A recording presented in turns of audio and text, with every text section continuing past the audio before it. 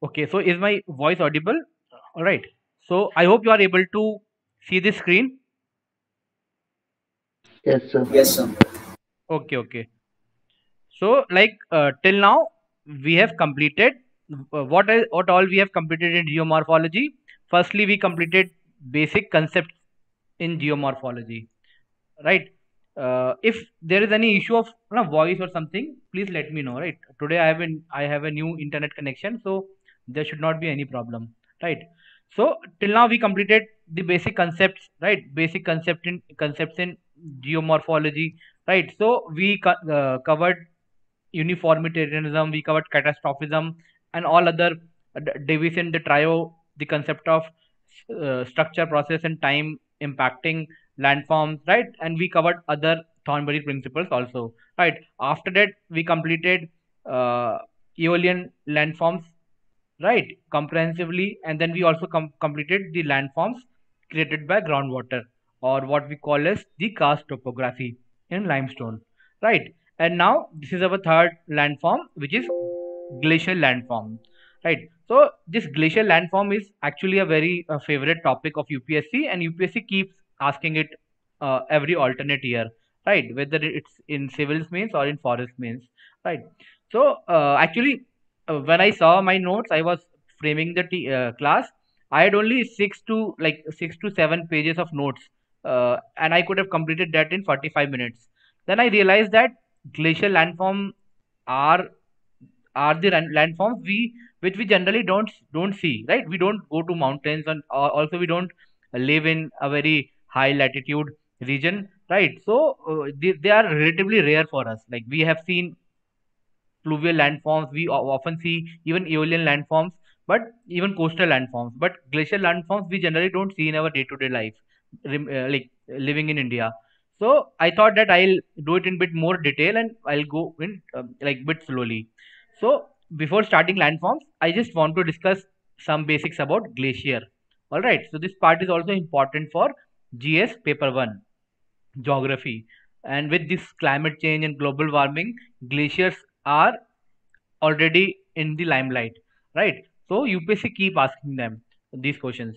Last year UPSC asked on permafrost, all right, and it has asked this topic directly or indirectly at least twice in last 4 years in GS itself, right? So we should be like bit comfortable with glacier. So how you will define glacier is glacier is a huge mass of ice, right, that moves slowly over the land. So we all know that glacier is ice, right? But glacier also moves, just like river moves over a mountain to the plains, and then it forms delta and go to the sea. Similarly, glacier also moves constantly, just that there the speed of the movement is very slow, right? So maybe if river moves at a speed of 5 kilometer per day, glacier would move maybe maybe 1 centimeter per week, something like that, right? So they also move. So glacier is a huge mass of ice that moves slowly over land. So this is the definition, and then this is the distribution of the glacier worldwide. So you can see the glacier is there in the Antarctica, it is there in the Arctic, right? The Greenland, Iceland area, in the northern parts of Canada, Siberia, right? The Arctic region. Then it is also there at the high altitude. All right, it is there in high latitude. That is the polar region, Arctic and Antarctic region. Then they are also found in high altitude region. This is the Himalayan. This is the Alps. Then this is the Alaskan mountain, right? These are the southern Andes. All these areas. So as we go higher up in the altitude, we get ice, right? Glaciers and snow, all these things. So basically, what are glaciers? Glaciers are made up of fallen snow. All right, there is a snowfall. All right, when there is an abundant snowfall, and it gets accumulated there over many years, and then it gets compresses, right, to form large ice mass, right? So basically, this is the process of formation of glaciers. Uh, Once in like I think 2006 or 2007, UPSC has asked how glaciers are formed. Right. So actually, the question was on write a short note on the glacial landforms. All right. This was the question, but the starting was what are glaciers, how they are formed. All right. So this was of 5 marks, and this was of maybe 15 marks. Yeah, it was a 20 marker. So you should know what is glacier. You can define glacier. You can draw a world map. You can say that high latitude and high altitude regions have glaciers, and how they are formed is this way. So, so initially there is snowfall. All right. So there is snowfall. Snow is like very light and fluffy stuff, right? So you must have seen that whenever we visit a hill station, we throw snow on our friends and our family members, right? So they don't get hurt. It is like very light and very fluffy kind of stuff, right? So it is formed just through the condensation of vapor, right? So it is very light and fluffy. But with when it falls on the earth and when there is accumulation of snow, there is change in the crystal structure. All right. So this snow, which is like a flake, light and fluffy, it start getting more solid. All right. So the first stage of this snow to ice transformation is we call as firn. All right. So fern is also a snow. It is not completely ice, right? But it is like it has a bit crystal structure. Some crystals are started to develop in fern. It is fully flaky. All right. And ice we know is crystalline and solid. All right. So when more and more snow falls at a particular place, it start getting accumulated and it start getting compressed. And due to that pressure, it convert into fern, and that fern converts into ice. Right. So like this is just the keywords: the compaction and the change and the crystal growth. It continues, and the fern is then transformed into dense glacial ice. Right. So this is how the glaciers are formed. Right. So you can see here the glaciers begin to form when snow remains at a particular area for throughout the year, right? And it keeps accumulating, right? With each year, new layer of snow fall happens, right? And due to that, the snow which is at the lower level, it gets compressed, right? And it gets recrystallized. So basically, loosely speaking, a kind of metamorphism is happening. All right, a kind of metamorphism is happening where the chemical composition is same. Snow is also and ice. These are all water, right? These are all H2O. But under the effect of increasing pressure, snow converts into ice. Simple, right? So like this is the description of it. So you can just draw this kind of diagram. You can just write in exam, you can just write snow, you can just write fern, you can write this is ice, and just write 1 2 3 4 properties, that it is light and fluffy, it is a little solid, and it is perfectly solid and crystalline, right? And then other things here, what happens is when there is a snowfall, in between these snowflakes there is air also. All right. So as the pressure increases, the air, they get like the air pocket gets ejected out of the snow, and then it gets converted to fern, and then similarly it gets converted to ice, right? So this is again the same thing which we just talked about. So under the influence of pressure and moisture, that is more snowfall, snowflakes change into granular ice, which we call as fern. So this is the first, right? Then what happens is there is accumulation of ice. This is the second, and then third, the snow undergoes metamorphism and then gets converted to glacier ice. Right. So this is how glaciers are formed. So this is the diagram which you can draw in exam. All right. Snow to granular ice to fern to ice and then to flowing ice, which is glacier. Now it flows under the effect of gravity. Just like why do river flows? Because there is a gradient towards sea. All right, this is Gangotri, and the Ganga river originate here, the Alaknanda Bhagirathi, and then it flows to the Bay of Bengal because of the gradient, because of the gravity. The same thing happens with the glacier. Under the effect of gravity, they flow. Right. So you can maybe you draw this diagram. You can see this is flaky like a snowflake. Then there is granular snow. All right. So these gets broken and get dense. We call them firn. And when they again combine to form a crystalline, structure, they become glacial ice. So I think you can cover this. How glaciers are formed. It is very easy. You can just draw this uh, diagram and write few points in them. All right. And these are again the keywords which you can go through whatever we have just explained. Right. You can skip these part. Now, what is the density and what is all these things? You don't have to remember them. Right. So just remember the keyword snow, firn, glacial ice, and other keywords, compression, and all these things. Right. Right. So now another thing is what are the types of glacier? All right. I hope you are following. We are on the same page with respect to formation of glacier. Yes, sir. All right. Okay. Now the types of glaciers, right? So see, conceptually speaking, there are only two types of glacier, right? The first one is the continental glacier.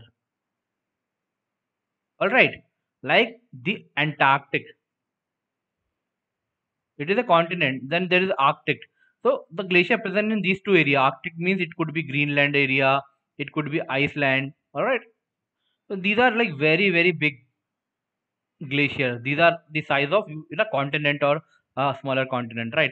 And second type glacier, what they would be logically speaking, they would be at the altitudinal glacier. All right, the glacier which is present due to height, due to elevation. All right, so you can call them mountain glacier. So conceptually, there are only two kinds of glacier. But since like when I went through a couple of books, now some books have classified glacier only on these two bases, continental as well as mountain. But some books, tend to classify glacier in four types. All right. So just for the sake of examination, we will have four new keywords. So we will do this classification. So what they have done is they have classified this continental glacier into two types. One is ice sheet and one is ice cap. All right. So see, this is the first ice sheet, second is ice cap, and then third and fourth are also mountain glacier, but where in the mountain area they are present. They could be in the valley, so they call it valley glacier, or they call it, or they could be at the foothills of the mountains, which we call as Piedmont. All right. So don't worry, we'll read this one by one. Right. So the first kind of glacier is ice sheet. So these are enormous continental size glacial ice, right? And they expand over an area of more than 50,000 square kilometer. All right. So Antarctic and Greenland are the example. All right. So see, this is Antarctic and then the Greenland. So this is something like this is a snapshot taken from satellite. So these are like huge dimensions. All right, more than a like dimensions, country like dimensions. This is ice sheet. Ice caps are nothing but they are miniature ice sheets. All right, so they cover area less than 50,000 kilometer square, like Iceland. So they are also very mammoth in dimensions, but they are relatively less than the ice sheet. All right, so these both are continental glaciers. The third is valley glacier. All right, so you understand now what is valley? Suppose this is mountain. Like we have done enough classes in geology, so you should know what valley is. So valley is this is mountain, this is valley, then this is mountain, and this is valley, right? So the glaciers which are like this is see this image. So these are all mountain. All right, this is mountain areas, and then one glacier is flowing here, one glacier is flowing here, and see this is the valley glacier. So basically, you can assume that this is river only. River is flowing, but instead of river, there is ice. All right. So this is valley glacier. So these are the glaciers which originate near mountain crest, all right, at the top of mountain, and then they move along the valley. So that Himalayan, most of the Himalayan and the Alpine in the Alps, Europe, all right, those glaciers are valley glaciers, right? And then third we have this Piedmont Glacier, right? So I think we discussed this Piedmont something or term earlier also. Piedmont,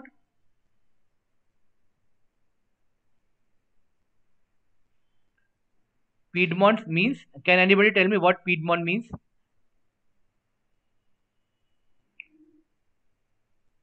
Anyone?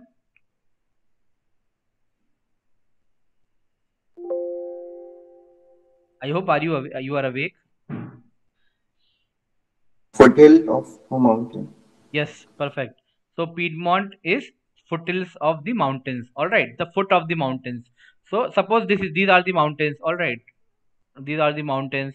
So this is the foothills. These are the end of the mountain. So you may get some glaciers at the foot of the mountains. All right, not at the peak of the mountain, foot of the mountain. So they occur when steep valley glaciers spill into relatively flat plains. All right. So like in India, where could be a Piedmont? We can say that this is Ganga coming from the Himalayas. All right, and then coming to the plains. All right. So this is Himachal Pradesh, Uttarakhand area. All right. Here there is foothills is like Rishikesh and Haridwar. All right, and the western UP. So these area are the foothills of Shivaliks. All right, so this is the upper Himalayas, middle Himalayas, and these are the Shivaliks. So basically, this is Himalayas. So this area is the foothill, or you can call them the Piedmont areas, right? So maybe in Alaska, right, in Malaspina Glacier, these are some example of Piedmont Glacier. So they occur when steep valley glaciers spill into relatively flat plains. All right. So like this is an example of Piedmont Glacier, right? And this is a good diagram. So basically there are only two types, continental and mountain glacier. Mountain glaciers are classified into Piedmont and valley, and continentals are classified into ice sheet and ice caps, right? So this is done. And then I want to discuss few general terminologies related to glaciers. Like this will come handy in other chapters also, and even in GS. So like this is a mountain. This is a like glacier. All right. So these are the mountains. All right, the crest of the mountain, and these are what the glacier flowing. So they have decided glacier into two zone. This zone, all right, and this the lower zone. All right. So this zone is the zone of accumulation. Accumulation of ice. All right. So this is the upper part of glacier with the highest elevation. Here the snowfall happens a lot. All right. So the snow everywhere on the earth, melting also happens and evaporation also happens. All right. So this melting and evaporation, both the process operates everywhere, and similarly snowfall is also happening in the upper reaches. So this zone of accumulation is the area where snowfall, all right, is more than evaporation or melting losses. All right, simple. So here there is building up of glacier. Yeah, the snow turns ice and it flows, and its volume also increases in zone of accumulation. Then downward we have the zone of ablation. All right, we also call zone of melting. So here melting and evaporation exceeds snowfall. All right, I hope you are able to see it. There is image coming. So lower part of the glacier. All right, this is it. The zone which separates these two parts. All right, there might be some area where snowfall equals melting and evaporation. We call them as the zone of equilibrium, or that area or those line we call them equilibrium line. So all right, this is accumulation zone, this is ablation zone, and here there is an equilibrium line, right? So this is the equilibrium line. So around this line ablation equals accumulation in year, speaking in terms of average, right? And then this part, the end, now we also call it snout of glacier. So it is the terminus of glacier. It is the part from where melt water emerges. All right. So you can see as we go in this direction, elevation is also increasing, right? These are at higher elevation, then the elevation decreases. Then after a point, you won't get any glacier. So this area is the terminus of glacier, and here meltwater is present. So this is a good diagram. You can like practice drawing this diagram if they ask something like that on these lines, right?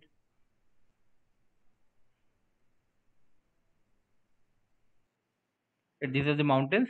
So you can just label it like, so this is the equilibrium line, this is zone of accumulation, right, and this is zone of ablation, right? So these are some basic terminologies related to glacier. And the last thing about glacier is the glacial movement. So how does, we all know that glacier moves, all right? So this is some extra thing which you can do. A good geology books include these topics, so I've included them in this slide, but till now UPSC hasn't asked this like directly. But you should know, if you are aware of these two keywords, basal slipping and plastic flow, then it will add to your answer, right? If you are just able to write whenever you are write, like even if you are defining glacier, you can say that glacier is nothing but an accumulation of ice which moves, and you can write through either basal slipping or through plastic flow. So you can make your definition more technical, and you will definitely be awarded at least 0.5 marks for just these two keywords. So it is good to have in your notes, right? So how, what is basal slipping?